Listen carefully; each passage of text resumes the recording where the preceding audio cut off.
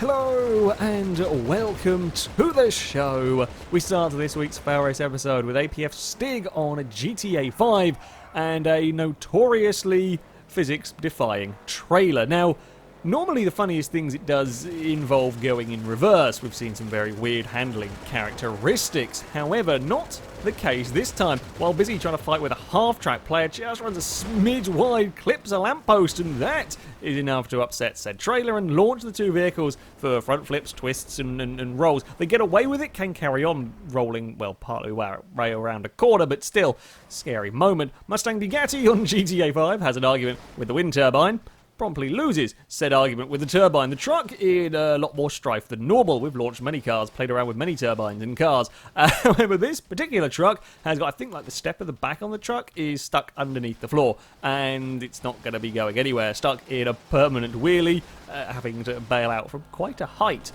John on a GTA 5 trying to take a shortcut carries a little bit too much speed across the bumpy terrain before managing to perfectly park the Sultan on the wall.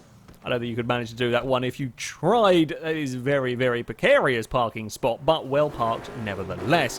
Regliska on a Burnout Paradise, competing in a marked man event, tries to take down the vehicles chasing him, only to have a said car, well, just about clip his roof and tumbling and flipping through the air for the Annihilator. It is the tiniest amount of airtime that the takedown cars get. It just crests the dirt bank, and that's enough to get it into the air and land apparently on the roof of the Annihilator. And somehow the Annihilator grows springs to ping it up into the air, but there we go. Hypno Ghost is on Grid 2 racing against various Aston Martins and Mercedes. It is NSX when he runs a little bit too wide, clips a dirt bank. I think a Jaguar scoops him up before launching the Honda through the air with a number of rolls. It's not in great condition anymore, that poor NSX. Rowan Gill racing with an Audi R8 going for a spin on iRacing. The rest of the cars try their best to avoid it, but a Ferrari carrying too much speed, not quite realising there was a car there, clips the front of the R8, goes for a couple of rolls before landing back on the ground. That is a seriously impressive flip from the Ferrari. Who knew the Audi made such a good launch pad? It is not quite a perfect landing from the Ferrari, but to have still got it on the wheels after two flips through the air is very, very impressive. Speaking of interesting flips, LMP Dragon on F1 2017, racing some classic Formula 1 cars around the Bahrain circuit. I think this is an AI car that runs a little bit wide, gets very confused, and the game decides the best way to deal with it is to just launch it for a roll. Just throw it upside down. Sure, although Kvyat's AI is doing even stranger things on F1 2017 at Montreal. Comes out of pit lane, as expected, then decides to turn around, takes out a McLaren, takes out a Renault, before trundling his way down the pit lane in the wrong direction, but not really, well, being there. The wall doesn't really pose much problem for the Toro Rosso. It briefly gets teleported onto the racetrack before being spun around and teleported backwards into the pit stop, and then teleported back onto the circuit, having completed said pit stop. I don't really. Either way, Toro Rosso have broken this blink module. It's not really working, because then the car breaks down having gone through all of that process. There's still wheels and bits of the other cars he murdered on the race. I don't know.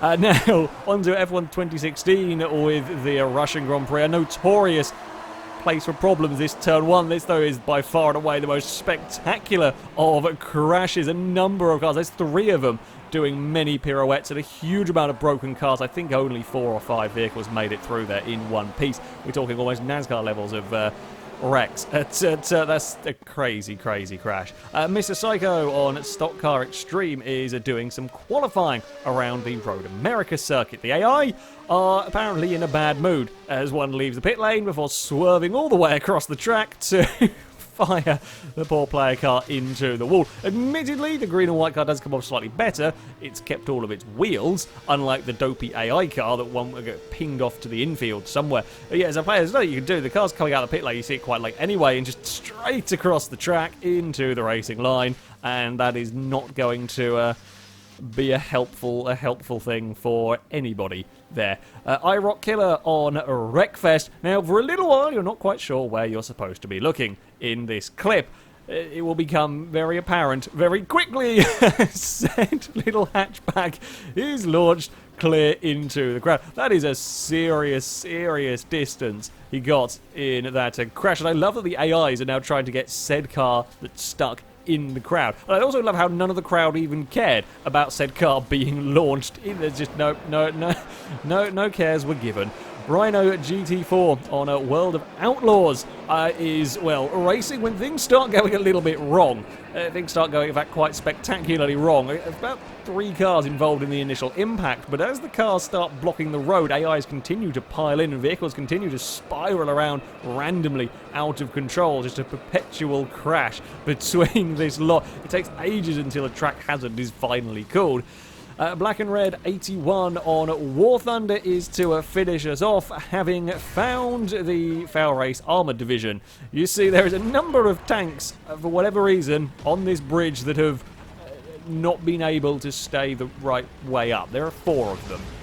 4 tanks have managed to have problems navigating this particular bit of terrain.